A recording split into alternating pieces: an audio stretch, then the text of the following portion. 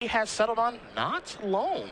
Something much different. He's got a bit of a said it was Loam or Zoo. Yeah, he's got a domain Zoo deck here, and it is a little bit different, I think, than what we might be used to here. Take a look at the deck list here. He's got 4 copies of Geist of Saint Shaft, 4 Curdaves, 4 Loam Lions, 4 Tarmogoyfs, 4 Wild Nakatos, of course, 2 Goreclan Rampagers, 2 Snapcaster Mages. You've got Goreclan Rampager listed underneath the creatures here, but we all know that's it's not really a creature. That's more of a spell. As Ben Cohen on the left, he's going to start off with Malirapod. He's starting off with Verdant Catacombs, and round number 1 of Grand Prix Richmond is underway. Van Lunen with the Scalding Tarn. Yeah, so what Jacob's done with his list is he's actually put Geist of Saint Shaft back in the deck, and that's something that wasn't popular at the Pro Tour because everyone was expecting Wild Nakatos. Okay. When your opponent has blockers, that guy's pretty tough to get through. If everyone's playing blue-white-red control, it's an amazing card. I think, unfortunately for Jacob, he's hit one of the decks that still has no problem blocking a 2/2, and that's Malirapod. Now, we're going to see here quite a bit. You know, if you watch a lot of coverage from Star City games, what you're going to see on day 1 is you see Standard. You'll see dual lands, but you won't see fetch lands getting the dual lands. On day 2, you'll see fetch lands getting actual dual lands. So now we're going to see a lot of 20 to 17 action here with the fetch land getting a dual land. That's what Van Lunen's going to do. Go down to 17, get a stomping ground. Start off with the unbanned Kitty Cats in Wild Nakato. Yeah, and like I said, we didn't see any of this card at the Pro Tour, but it was defining the Pro Tour a lot more than I think people realized. You know, it was it was shaping the metagame behind the scenes. It was shaping it enough that everyone was playing decks that beat it. You see Cohen's going to sacrifice the Verdant Catacombs, get a Temple Garden on the end step. We'll get those life totals updated for you guys at home. 17 for Van Lunen, 19 for Cohen. Now, of course, when you look at the Birthing Pod deck here, you're going to see a lot of singletons in that deck list and you know, what is he looking for to get in this particular Zoo match? Obviously, he wants to get Finks established and get Birthing Pod going, but does he have any spicy singletons for this matchup? Well, so he has a lot of decent cards for this matchup. Just cards like Scavenging Ooze, Voice of Resurgence are all pretty good in the matchup. Interestingly enough, the Malirapod, a lot of people, when they think about Pod, they think about a combo deck, right? So the combo in Malirapod is Viscera Seer plus Malira plus Kitchen Finks, or Viscera Seer plus Malira plus Murderous Redcap. But in a matchup like this, Ben's not even looking to combo his opponent. He's just trying to create a lot of value off come-into-play creature effects, basically, he's going to just try to gum up the board and value his opponent out of the game, and really the combo will happen as an afterthought, if it happens at all. We see Wild Nakato getting in the red zone here for Van Lunen. Of course, Cohen playing an Avacyn's Pilgrim. Not a card you often see in the Malirapod deck. I assume it's probably just a one of hiding out in there as another mana accelerant. We know, of course, we see Noble Hierarch. Deathrite Shaman no longer with us, thankfully or unthankfully, depending on what side you're on. He has 2 Nobles and 1 Pilgrim. I want to say that's a card availability issue, probably. Okay. But it's really about the same. There's very few, if any. I don't believe he has any blue cards in his deck, so it's going to be the same card. You see Van Lunen plays a Curdape there, but does not play a second land. Cohen is ahead on the mana. He's got a snow-covered swamp out there, a couple Temple Gardens, and an Avacyn's Pilgrim. Doesn't do anything on his 3rd turn, so we don't know if he's flooding out. Maybe he has a card like a Restoration Angel. Who knows? But Van Lunen's going to start off with a Lightning Bolt. Cohen's going to add a white mana. We're going to move to the combat step. So let's see if Cohen has something to play here.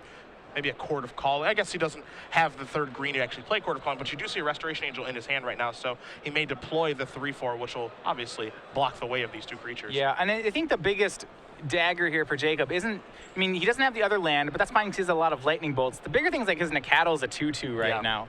He's actually sacrificing a lot of strength on the battlefield by not hitting the land. So Restoration Angel there does show up. Here's a Birds of Paradise for Cohen. Gonna attack for 3 here with the Angel Will Ben. So Van Lunen's gonna go down to 14. Yeah. Now this is actually pretty interesting. A lot of times the Malirapod player would just sit back and block and just kind of create value. Ben's opted to be on the aggressive side here, and I think that's because he sees his opponent stuck on 1 land. Yeah, I mean, you know, I feel like a longer game maybe favors Ben. You know, there's a typical saying of, you know, mana screw beats mana flood. Not to say that Ben is flooding or anything, but he could play a little bit more defensively. But he says, I want to start getting some damage dealt to you, Mr. Van Lunen. As you see, Jacob is going to come across here. There's an Abrupt Decay to take care of the Kitty Cat. Yeah, so he's right now trading 3 damage for 2, so this is actually fine for Ben. Yep. If Jacob commits more to the board, Ben may have to change strategies. Van Lunen in his hand right now, he does have another copy of Lightning Bolt. He's also got a Helix and a Tribal Flames in his hand, as Cohen's going to come across for 3 yet again with the Angel, going to knock Van Lunen down to 11. We'll see if Ben has a follow-up, and he does. Our first of what I assume is going to be many copies of Kitchen Finks today, as Ben is going to move up to 17. He does play 4 Kitchen Finks. It's their best card against Zoo. It's the cornerstone of their strategy. You mentioned Jacob had 9 points of burn in his hand, so Ben being at 15 was actually a little bit of a concern, but Kitchen Finks is just going to shore that up. And when we say Domain Zoo there underneath Van Lunen's name, what that basically means is that he has access to all 5 colors of mana. He may touch into those colors for sideboard cards, he may not. But the one thing that's going to turn on is a card like Tribal Flames, of course. Some of these versions do play Might of Alara as well. Jacob is not playing that card in his main deck this weekend. Yeah, so this is one of the older takes on Zoo. I didn't see too much of this at the Pro Tour. I think a lot of players have moved away from this because instead of having to play Might of Alara, you can just play Gore Clan Rampager, and Jacob's actually made that swap nonetheless.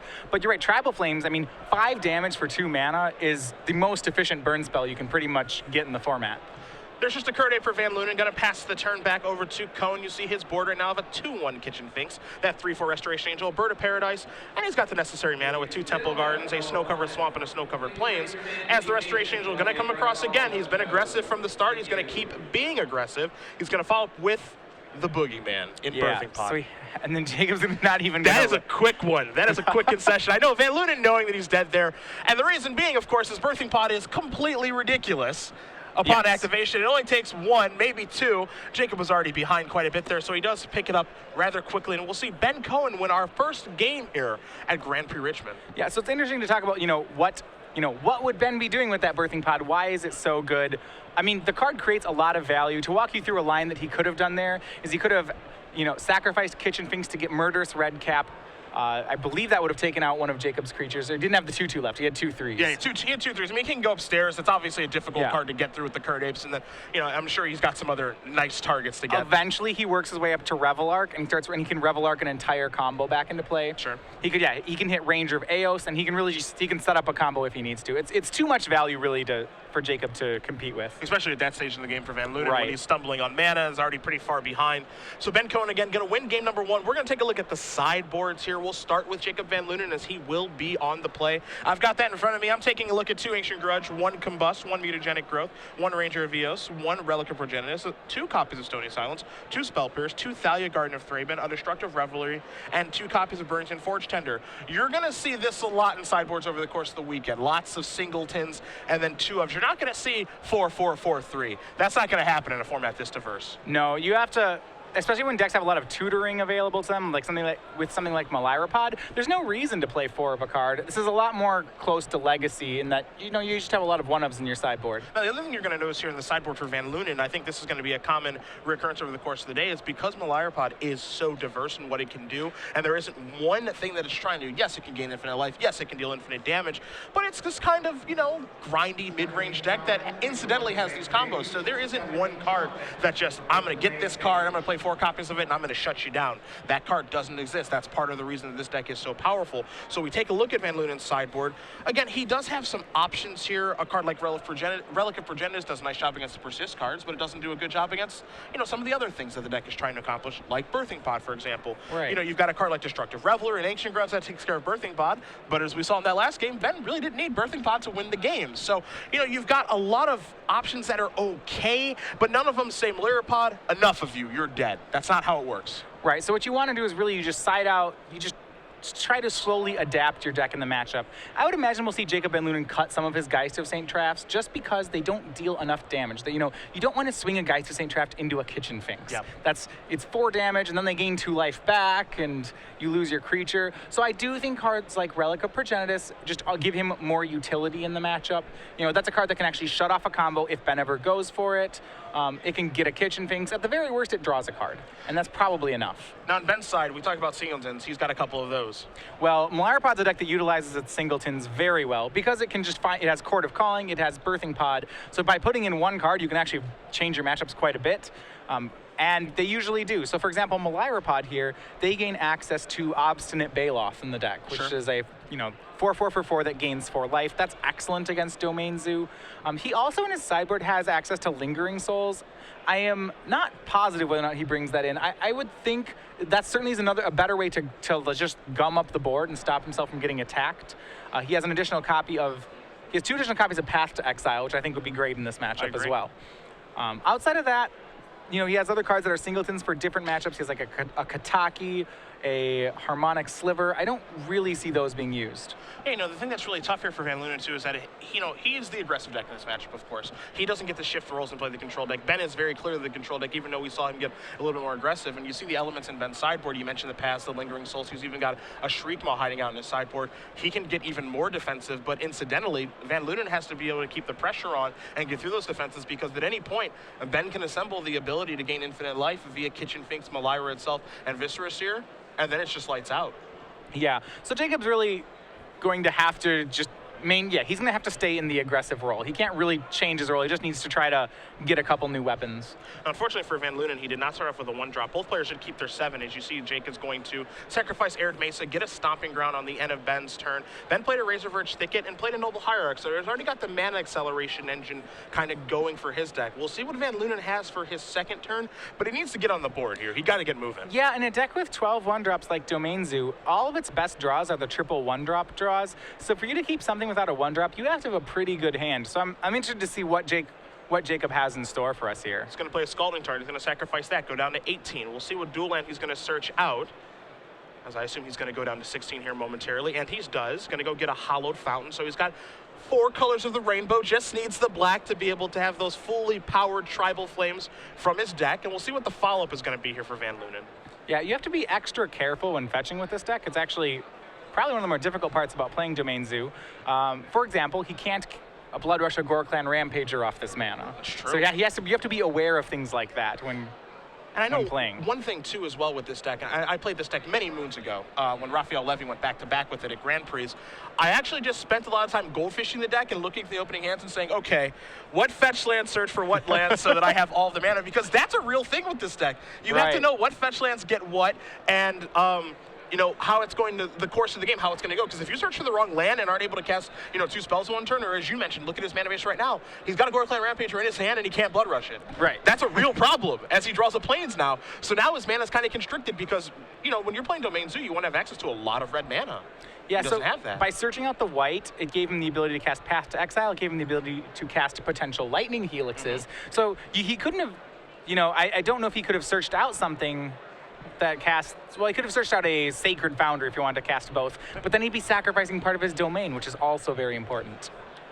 Van Lunen's going to come across with that 1/2 Tarmogoyf into a Spellsky. You see Cohen is considering blocking, and the Gorklan Rampager is going to try to Blood Rush. We're going to stop him right now here because he is unable to do that, and this is exactly what you mentioned of, it seems like, it would be a free roll. I'm Domain Zoo. I can do whatever I want. Your lands don't actually do everything, and you have to be aware of that. These are not 5-color lands, and you see Van Lunen saying, okay, this doesn't work out the way that I want to. He does have a Lightning Bolt in his hand. You see him shaking his head here. Looks like I may have searched out the wrong land. This is a little bit awkward. You're blocked with the Spellskite. It seems like it may have been okay. Now you've got a Curdape. There's a Blood Crypt. Had he played that pre-combat, he would have been able to actually... There's the post-combat Blood Crypt. He would have actually been able to Blood Rush, so... There is a learning curve with this Zoo deck, as you see Cohen's going to sacrifice Verdant Catacombs and go get an Overgrown. And he said he switched Audible to this deck last night, so he didn't get many reps in with it. And one of the things my opinions on Modern is that I almost feel like practice games are more important than your deck choice. I could not agree more with you. Yeah, this format has a learning curve, much like Legacy, where you need to know your deck, and that's probably the most important thing. A lot of people at home know that I'm a huge proponent of Green Red Tron, and I've never said Green Red Tron is the best deck, but it's the best deck for me. And the reason I say that is because that's the deck I have the most games with. Right. And I feel comfortable in a lot of matchups where I think if you pick up and play the deck, you might not feel comfortable. Again, I don't think it's the best deck. It's hard to say if there even is a best deck in this format. I think if you polled some people, they'd probably say it's Pod. But that deck, the Pod is only good if you play the deck a ton. like a Sam Pardee or a Josh McClain. Well, we saw that at the Pro Tour. For example, Wilson, McClain, Pardee, they've all been playing Pod for months. Sean McLaren, lesser known person, actually just plays blue-white control in every format. Yeah. You saw Finko playing Storm. I was playing a fast combo deck. If you actually looked at a lot of, Ben Stark was playing red-green Scape Shift. Sure. These are all decks that all of us had like previous tournament experience with. Yep. And it's not surprising. You could guess almost what every player was on just by what they have historically played. I think the big, you mentioned the players who played Malira Pod, also Patrick Diekman, who's been playing Twin for, I don't even know how He'd long. won a Grand Prix with Tarmo Twin already. Yes, he's been playing, Twin forever, and it doesn't surprise you to see him make the top 8 with the deck and just know how to play Twin so well, because there's so many things that go into Twin. Some Twin players who pick up the deck, they're a little bit fidgety. When Diekman has 3 mana open to be able to cast a Pesterminder Deceiver Exarch, you have to respect that. As you see an attack here from Van Lunen, he's going to get him with the Tarmogoyf. That's a 1-2. It's actually going to turn into a 2-3 now that we have an instant in the graveyard from Court of Calling. And that Kurdape also going to be a 2-3. But we're going to see what Ben's going to be able to cord up here. And it looks like he's probably going to put something in a way to do some blocking. I would just think it could be a Kitchen Finks. Remember, Jacob's at the ready with a Path to Exile, and he's probably going to have to path whatever it is Ben finds, which means he'll path the Spellskite. Yeah. If Ben wants him to path the Spellskite, it's up to him, of course. It depends. If it's a Kitchen Finks, it's going to be Voice of Resurgence. That's not going to actually be able to block the Tarmogoyf, but Ben's at such a high life total that he may not care. I mean, the thing that he can do here, actually, is he can block, and then the Voice of Resurgence is going to become a 4-4. Right. And then if Van Lunen does have a path, he takes care of the Spellskite, as you did mention. Now, one interaction that's going to take place here, of course, is that if we do go down this road, he passes Spellskite, that means the Voice of Resurgence would be boltable or helixable now. So there is that to keep in mind as well. Also, let's not forget that, Van Lunen, the previous turn, had that little hiccup with the Gorklan Rampager.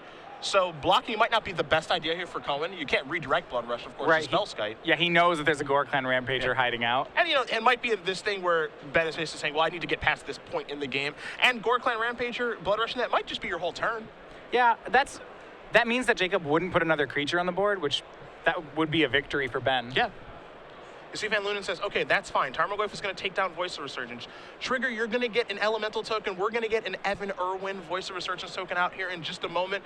You saw Kurdape get in for 2 points of damage. Van Lunen going to tap that Plains. Looks like you might actually see Gorklan Rampager be hardcast. Well, good thing we didn't Blood Rush it. So he will add a creature to the board. There's a 4-4 Trampler. Going to pass the turn back to Cohen as he'll untap all of his permanents. Tarmogoyf will be a 3-4 now that there's a creature in the graveyard. So you do see the Tarmogoyf die tick up there. Cohen draws another copy of Voice of Resurgence. What you don't find right now is a Birthing Pod, which obviously turns this deck from 0 to 60 very quickly, but the deck can still play fair Magic. I think that Birthing Pod is just the card that really turns it into an unfair deck. Yeah, so what he's going to, the late game that Pod can go toward here is he can chump block and Kitchen Finks his way to staying at high life total, and eventually if he hits that Revelark at the top of his curve, then he can, Revelark can trade with a creature, get back 2 Voice of Resurgences, kind of make this infinite grinding play that's just really hard to get through. There is that other copy of Voice of Resurgence from Cohen, so that's going to come into play. And what he's doing right now is, as we mentioned, he's just going to play the control role. He's going to gum things up. He's going to make it really ugly. He's going to make attacking difficult for Van Lunen, or at least try his best to do that until maybe he does find a Birthing Pod or a Court of Calling or assemble one of the infinite combos his deck can do. Right. Going to play a Temple Guardian to play tapped as well. But this is what makes this deck so tough because, a lot of people identify with Pod. They think of it as just this deck. Oh, it's got an infinite combo. And it's a combo deck. If I stop from infinite comboing, they've just got a bunch of mediocre stuff. But there's nothing mediocre about his board position right now. So I pretty much like to play combo decks. And I know when I talk about combo decks in the format, I never even bring up Pod. And people are like, well, Pod's a combo deck, right? And my response is, not really. Yeah, not quite. There's a combo in it, but this doesn't play like a combo deck. Yeah. This is like a mid-range deck.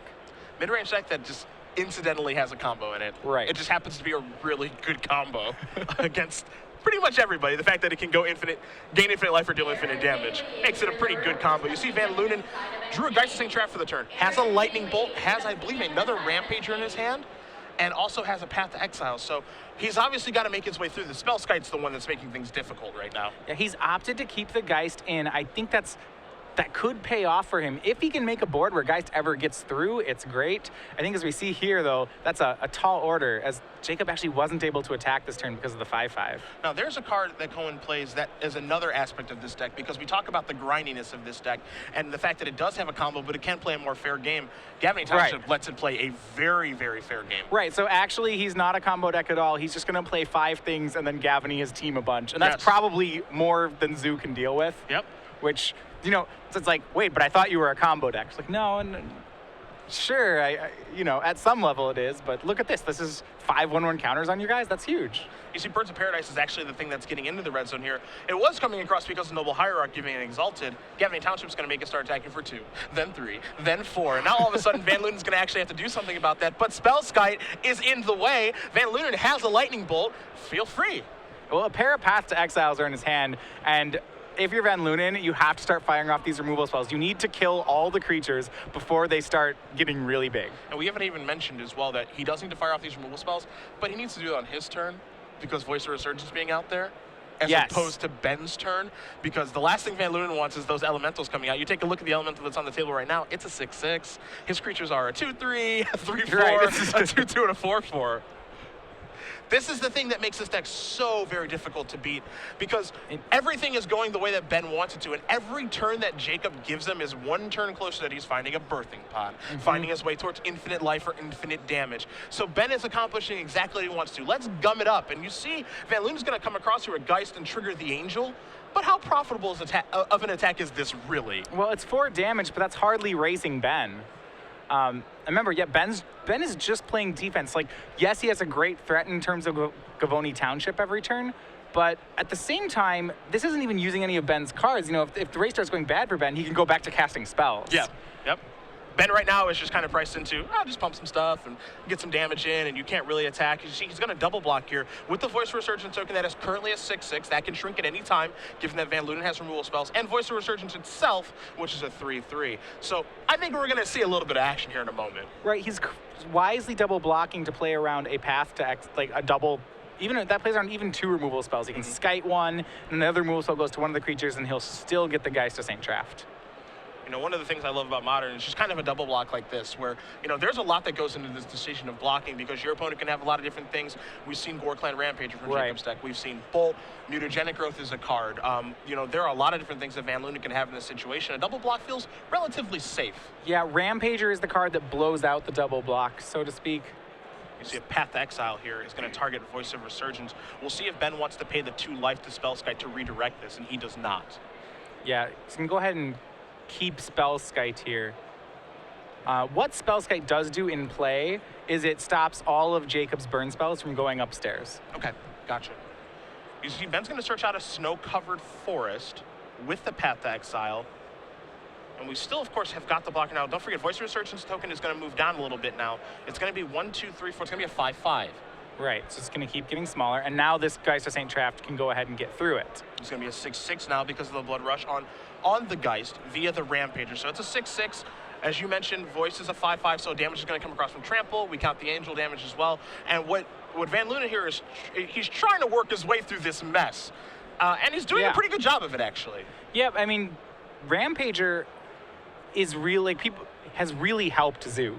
And that was something which I don't know if people weren't sure about it when we started testing. Like, when we start testing for the Pro Tour, it was like, you know, people start out with 2 Rampagers in their deck. At least in our testing group, we very quickly moved up to 4 Rampagers. Yep. And that wasn't seen so much at the Pro Tour because no Zoo decks top-aided, but Rampager's been a great tool for the deck. Yeah, I mean, it does a lot of different things. You know, it can up Tarmogoyf, but, you know, it can up Tarmogoyf. It makes creatures like Geist of St. Traft a little bit better. The one thing I think that is really scary about Rampager is the fact that it exists. You know, the fact that, you know, you don't know how many are looming in a deck list. Right. You know, you don't know if people are playing 2, you don't know if people are playing 4, you know if people are playing 0. But if, you know, if I swing a 2/2 into a 3/3 or a 2/2 into a Spellskite, are you going to block? Right. Do you dare block? I could have Rampager. Hey, I may not. I might just be a crazy guy attacking into an 0/4. Who knows? But the fact that that card exists and is seeing play in Zoo decks makes it very scary. Yeah, so Ben's on the he's on the defensive now. He's gonna need to commit more cards to deal with these threats. Things have changed very quickly here. Yep, things have changed. Remember, though, all it's going to take is one Revel Arc to reset the whole chain for Ben. Yeah, it's like one Lark, one Pod. I mean, honestly, one Draw Step. Hey, even Ranger of Eos, which isn't at its best right now. It can't search up Deathrite Shaman like it used to be able to. But, Yeah. you know, that can maybe go search out a Viscera Seer and a Mana Accelerant, like a Noble Hierarch. Noble Hierarch providing Exalted on the birds. We could have a racing situation. Who knows? Yeah, no, I'm not even sure if we'll get the Viscera Seer. Okay, yeah, he's just going to go for 2 mana creatures. Remember, the combo really isn't what's important here. Yeah. Jacob has so much removal that it's hard to keep the combo safe, and that's not really how you win. You just win by not losing. That's what he's trying to do. Yeah. He was doing a good job of it prior. If you succeed in not losing for long enough, you probably win. The not losing style of Magic, that's not for me. I like to get them dead as fast as I can, Sure. personally. I would be on the Zoo side of this matchup. Though, Ben is trying his very hardest to stay alive here. Again, he searches up a Birds of Paradise and a Noble Hierarch, but his creature forces are kind of dwindling, and his creatures are all of a sudden nowhere near as big as Van Lunen. So Van Lunen's done a really nice job of pushing through that Voice of Resurgence and that elemental token that was out there. As you see, Cohen's going to deploy that bird. We'll see if he's going to deploy the Hierarch as well. Yeah, so there's no elemental token left. It's good that Jacob managed to take care of both of them, because those are probably the biggest impediments to him attacking.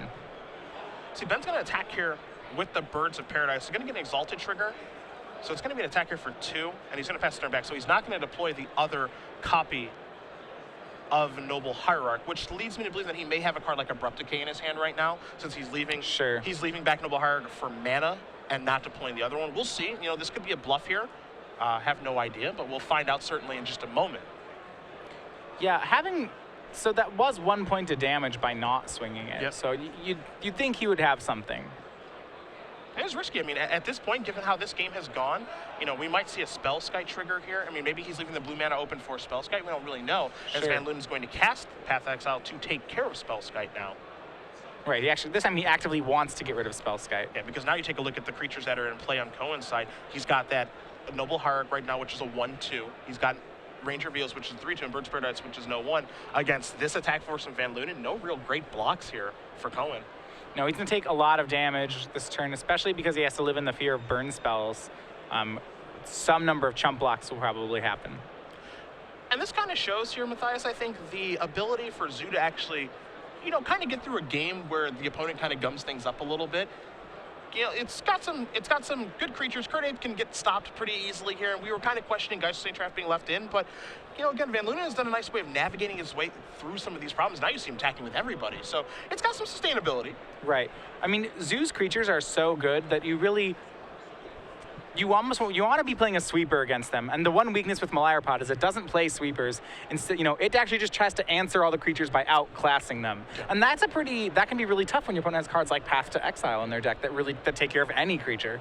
And it has obviously done a very nice job this game, taking care of Voice of Resurgence and Spellskite. Van Lunen swinging in with everybody. You've got Ranger of Eos going to get in front of a Kurt Ape. We'll see where that Birds is going to get flattened by. It's going to be the Angel token from Geist of St. Traff. Geist, of course, also attacking along with Gore-Clan Rampager and a Tarmogoyf, which is sitting at a 3/4 due to an instant, a creature, and a land in the graveyard. Spellskite was removed from the game via Path Exile, so no artifact hiding out down there.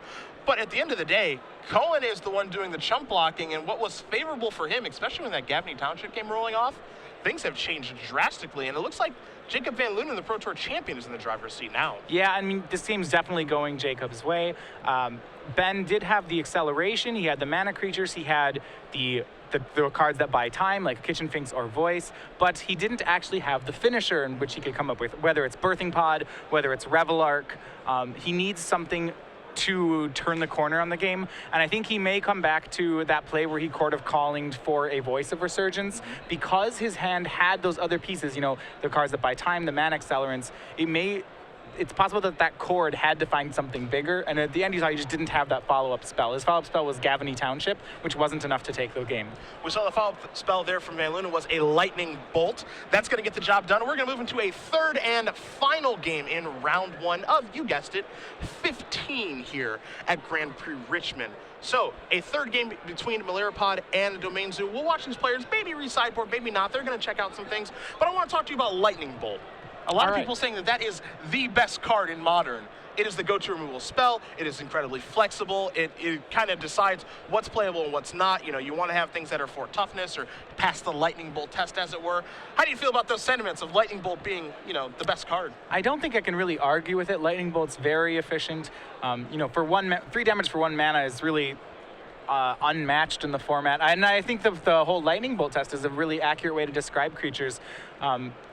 You see decks like Zoo playing Bolt as a removal spell and as a spell that can go upstairs. You see decks like Burn playing Bolt just to send it upstairs. You see decks like Blue, White, Red playing Lightning Bolt as a 1-mana removal and eventually as a win con. It's so efficient that I think most red decks, the question is, why are you not running Lightning Bolt? Sure. And I think that really speaks to the power of the card. I would agree that it is one of the best cards in Modern. You know, it almost got to the point where it felt like Jund was just playing red for Lightning Bolt, especially when Bloodbraid Elf kind of left as well. Of course, they do have access to some red cards, you know, Olivia Voldaren, Hunt Master of the Fells, things of that nature, but it almost got to the point where, you know, you could just play straight black-green, but Lightning Bolt's so good, hey, let's throw it in there. Yeah, we actually saw some players play just straight black-green, but I do think Lightning Bolt is just it's just such a good removal spell. For its mana cost, that you're right, people play it in their black-green decks just so that they can have it. Yeah, and you even mentioned too that the different roles that it plays. It's it's a control element in Blue, White, Red. It's an aggro element in Zoo. It's a hyper aggro element, obviously, in Burn. But even a deck like Twin, for example, it defends itself with a card like Lightning Bolt, as does Storm, to be able to take care of those problematic cards. Incredibly versatile. It slices, it dices, as they say. So people can play 3/3s for 1 in this format, like Wild Nakato, and Lightning Bolt is pretty much tailor-made to answer that. Yeah. Maybe that's part of the reason they unbanned the card too, because there is an answer already in place. It's possible. It certainly puts pressure on players. What are the 1-mana cards that answer Wild Nakato? And there aren't too many. There's Path to Exile, but you really don't want to do that on turn 1. There's Lightning Bolt. You can play Flame Slash. That's possible. You can play Death Mark, but you probably have to sideboard that card. There aren't, and that's pretty much it for 1-mana answers to Wild Nakato. If you're a little crazy, you can play Dismember. Yeah, okay, you could play Dismember, but now we're getting into the realm of you're taking 4, which is what the Wild Nakato deck wants you to do anyway. So. Right, so they already won. They win the war. They win the battle there if you had to do that. Yeah, it's a powerful card, both of them, honestly, Wild Nakato and Lightning Bolt. And of course, if you guys are just joining us, Cedric Phillips Mathiasson, and soon to be Patrick Chapin, we are in Richmond for the Grand Prix at SCG Live. Hashtag GPRICH for your tweets. You see people walking around behind Ben Cohen, watching behind Jacob Van Lunen. There are 4,300 players in attendance. That doesn't even account for the people who are playing inside events and just hanging out and watching. We've got a very, very full convention center here, and we are very happy to bring you guys coverage of this tournament all weekend long. We've got 9 rounds of Modern action today. We've got 6 more Swiss rounds tomorrow, and then we've got our elimination rounds before we do crown a champion for the largest constructed Grand Prix of all time. It's going to be an absolute blast. We hope you guys can stay with us all weekend long. A ton of storylines. I know Modern's picking up in popularity. This kind of showcases that. And the Pro Tour was a blast to watch, and I can't wait to watch how this event unfolds. Well, I think if, Modern started about 2 years ago as a format, and if I were to tell you that the first Grand Prix to pass 4,000 people 2 years ago would be a Modern Grand Prix, I think you wouldn't have believed it. No, not even close. You'd say, oh, well, it must have been a standard event, or maybe one of the European legacy events. Yep. You'd be like, no, it's actually, it's an American Modern event. The format has grown. We've seen a lot of bannings and unbannings, things like that, as Wizards tries to figure out what the appropriate way to have this format go. But, I'm actually okay with the fact that they've been banning and unbanning things, because it is important to try to get it right. It might look a little weird. It's like, yeah, you banned Wild Nakato, then you unbanned Wild Nakato. But you know what? Let's get it right. If you have to unban some stuff and ban some stuff to make sure that everything's okay, we might see Deathrite Shaman get unbanned in the next unbanning. Who knows? But it makes things interesting. It shakes things up, and it makes the format a lot more fun, in my opinion. Yeah, I really like how it's been balanced. I think Wild Nakato coming back into the format has been largely good for the format. It does put a lot of speed on it. Actually, decks like Malirapod, I think sometimes can actually have a difficult time with Wild Nakato, just because that creature is so big. It's so efficient that it puts a lot of other creatures. For you to play a creature that's not Wild Nakato, it has to have a very relevant ability, because it's just not going to match up to Nakato on size. Looks like Cohen took a mulligan here. He's going to be on the play. He's going to play Verdant Catacombs, and we are underway in game number 3 here. Van Lunen kept his 7. You see him move a Temple Garden to the front.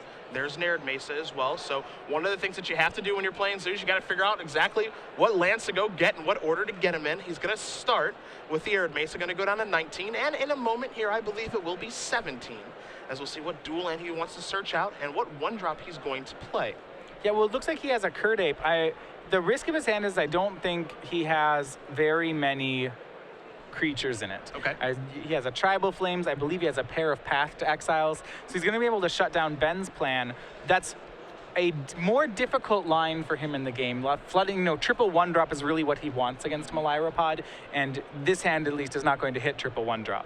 At least he'll start with at least one 1-drop. There is the Curd Ape. It's only a 1/1 right now, waiting for the forest, but we know he has a Temple Garden in his hand, so he's okay. As Ben is going to sacrifice Verdant Catacombs, go get a Temple Garden. He's going to start fixing his mana, keep his life total as high as he can when he's playing against Zoo, and we'll see what his second turn is going to involve, because don't forget, again, he did take a mulligan this game.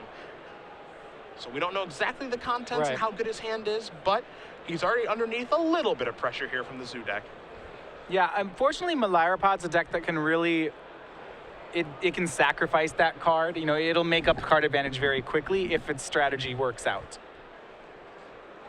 Did catch a glimpse of Ben's hand as he does draw a card. It's a Temple Garden. He'll untap the other Temple Garden, of course. He does have a copy of Wall of Roots in his hand. He's going to play Overgrown Tomb. He's going to go down to 17.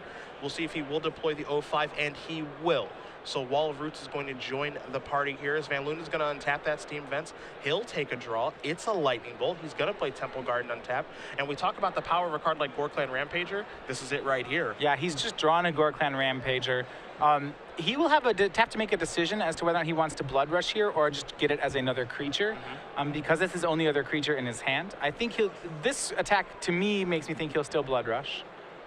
But the difficulty is that what Ben's going to have to do is, I believe Ben has a Birthing Pod, and the question will be whether or not Ben can ever stick a creature to pod away. Yeah. That's one of the goals when you play against Birthing Pod. Just kill all the creatures. If I kill all the creatures, I'll be okay. And maybe if you don't draw one, or you can't play a creature and activate pod in the same turn, or if you have to, maybe you have to pay 2 life to do it. So no blocks there from Ben. He ends up taking the 2. He's going to go down to 15. Needs to preserve that Wall of Roots, he feels. As you mentioned, does have a Birthing Pod in his hand, but that gets a little bit expensive. Yeah, life points are really important in this matchup, especially with the amount of burn that Jacob has. I'm not sure you can just take 4 to go turn your Wall of Roots into a Kitchen Finks. Shriekmaw hiding out in Cohen's hand right now as well. He might want to deploy that. That would actually be a pretty nice turn here, as Van Lunen doesn't have anything else to do, so he's going to evoke the Shriekmaw. And I really like this play from Ben. Because Jacob didn't make another creature, you have to think that Jacob has a heavy burn hand, so you want to take away the damage spell, the card that can deal damage more than once, and that would be Curd Ape. Now, one interesting thing that I suppose Van Lunen could have done, it would have been a little radical, I suppose. He could have killed his own Curd Ape, and then the Shriekmaw would have had to kill Wall of Roots. I'm not saying that's correct, but that's something that could have happened. Yeah, and that actually wouldn't have been the worst idea, because it would have ramped him into Gore-Clan Rampager. Yeah. So I actually do... That's a line that's not unreasonable to play. And now we're going to see Birthing Pod. We saw it in the first game, it drew the concession from Van Lunen. Now you got Birthing Pod on the stack, and you see Van Lunen considering, all right, maybe I have to Path to Exile this dumb Wall of Roots, because I can't afford to let you start getting activations off this card because it's too much to come back from. But Van Lunen says, all right, that's fine. Add a Wall of Roots counter, going to use the Birthing Pod, don't have to pay any life to do so. Didn't have to pay life, of course, up front for the Birthing Pod. So he will be at 13, but we're going to see what Cohen's going to search out now. Well, it's probably Kitchen Finks. It's that's your best 3-drop in the matchup. Jacob does have the Path to Exile waiting for Kitchen Finks, but at least Ben will get the 2 life off it. And now with an active Birthing Pod, every creature becomes a very serious threat. And unsurprisingly, we're going to see Kitchen Finks show up here. Trigger's going to go on. Cohen's going to go back to 15. And as you mentioned, now Van Lunen is in this spot where it's, okay, now I got to kill everything. And he's going to start by Path to Exiling that Kitchen Finks. Of course, no persist there as it is exiled. Cohen's going to search up a basic. He'll get the snow-covered forest. Van Lunen's going to sacrifice the Misty Rainforest. He's going to search for a dual land. We'll see if maybe he can get a black source off of this to turn on Tribal Flames, but it looks like it may just be a stomping ground. But right now, I think, Matthias, Van Lunen is behind right now. Yeah, well, it's because he has no creature on the board. And we kind of saw that before, is that he had a very creature-light hand. He'll get a creature next turn in Gore-Clan Rampager, but it may be too late. Van Lunen will not actually be able to get that land with Misty Rainforest. You see the judge there immediately on it. And again, this is a thing where it's not malicious. Not every land gets, not every land makes every color. Yeah, it's close. It's very, very close, but not every land gets everything. And again, this is part of the reason that when you're playing Domain Zoo, you might want to just sit at home and drop some hands and see what lands get which. If he wanted to Lightning Helix on end step, he could have gotten his Hallowed Fountain there, but then he would be stuck with only one green mana source. I don't think he was ready to do that. Yeah. Also be stuck with one red mana source too. Make things very, very difficult. Yeah. So Van Lunen looks like he has a fourth land to play. And we saw him cast Scorecline Rampager last game, and he might be priced into having to do that again this game. He's got a Misty Rainforest. You see his hand right now. He's got the Curd Ape, got another copy of Path. There is the Misty. Looks like he's going to go with just the Ape, perhaps? Yeah, I think he's going to go with Ape and then Burn Spell. What he really wants to make sure he does here is just use his mana efficiently. Because of this, I'm not as big of a fan of this because he's leaving a mana on the table. For me with Jacob, it's like, can he cast all his spells fast enough? Yeah. Another thing, too, is when you take a look at the mana base here for the Domain Zoo deck, Tribal Flames ideally you want all 5 colors of mana. How does he search up black lands? What black lands does he have? Is it just Blood Crypt? It's just a Blood Crypt. So he can't get it off this Misty. Correct. You see Cohen has drawn his card from the turn. He's got that Restoration Angel. He's also got a copy of Murderous Redcap. Murderous Redcap, the old combo with the Birthing Pod. Any of these persist creatures quite strong with Birthing Pod. And you've talked about quite a bit. You've brought up Revelark in this matchup and how important it is. And the fact that Redcap can come into play. You can sacrifice it, get it back, of course. You see Cohen's going to go upstairs with Redcap and deal Van Lunen too. And he can actually go get Revelark. And that's when things get very, very difficult. Now, I like the play here from Jake a lot, because as good as Murderous Redcap is with Birthing Pod, it has a trigger. Right, so he can't sack it right away. I think Ben was playing around that. If he actually thought he would get the Birthing Pod activation off of it, he would have killed the Curd Ape. Sure. Because he could have gone 2 and then 1 on the Persist. I think Ben was expecting a path, which is why he sent the 2 damage at Jacob's face. So again, you mentioned it's kill everything when there's a Birthing Pod in play to the best of your ability. Van Lunen is 2 for 2 on that front. Exactly. Murderous Redcap hasn't happened. We also saw Wall of Roots die, so we actually haven't seen Birthing Pod really do very much. It did get a Kitchen Finks momentarily, but Van Lunen is doing a nice job of stopping Birthing Pod from actually doing anything this game. You see he's going to sacrifice Misty Rainforest. He's going to go a little bit lower, but his life total really isn't under duress, as we're going to see what land Van Lunen can search up here. Because the only thing he still needs is the black source, but he can't find it right now. You see him go by Stony Silence. Yeah, he's boarded that in the matchup. It's good against Spellskite and Birthing Pod. Yep. There's the Hallowed Fountain that you did mention, so we might see a Lightning Helix here on the end step. I do think that's what we're going to see. He's going to go upstairs. He's going to gain 3, go back to 12. Cohen's actually going to go down to 12. So, hey, we're even. It's even. It's an even game, right? Yeah, it's for now. I mean, to be fair, Jacob does have, I know, at least 4 more points of burn in his hand and a Rampager, so he actually has 8 points right now. It's 10 with the Curd Ape. He's 1 Lightning Bolt from lethal. Yeah. And if he puts, if he puts Ben down to 2, then Ben can't pay for Birthing Pod. And speaking of Lightning Bolt. Speak of the devil, and it shall appear. Now, he's not going to be able to get it all done this turn. Doesn't have enough mana. And as I said, how that mana efficiency was really important if he'd been able to use the mana, all 4 of it on that previous turn. Well, he actually did end up using all 4. Yeah, he ended up using all of it. So that was good. He's just 1 red mana short of getting the job done this turn. You see he's going to attack here with the Curd Ape, Blood Rush the Rampager. Cohen's going to go down to 6. Van Lunen's hand right now is a Tribal Flames and a Lightning Bolt. He needs to make it out of this turn alive. That's the big deal. He needs to prevent Cohen from gaining any life. Cohen untaps, he draws a card. We know he has Restoration Angel. We don't know the rest of the contents, but we're going to find out what happens here in just a moment. Well, if he has Kitchen Finks, that's very bad news for Jacob, because the Restoration Angel plus Kitchen Finks will probably be too strong. If he doesn't, however, then I think Jacob will be able to get this. You see Cohen's going to pass the turn back, which is the best case scenario here for Jake. Jake is going to untap, doesn't fire a bolt in the end of turn. No, he does have to be wary of a card like Court of Calling right now, which Cohen can cast to gain some life. So Van Lunen's going to start by attacking for 2. Here's a Restoration Angel. That's going to block. It's going to eat the Curd Ape. Are we going to see Van Lunen go for it? He's going to start off with a Lightning Bolt. It says deal 3 to you. Cohen's going to go down to 3. Yeah, I think I think this will work. Here's a Tribal Flames, and that is going to do it. Jacob Van Lunen with Domain Zoo is going to start off Grand Prix Richmond 1-0, defeating Ben Cohen, playing Melirapod 2 games to 1. Yeah, and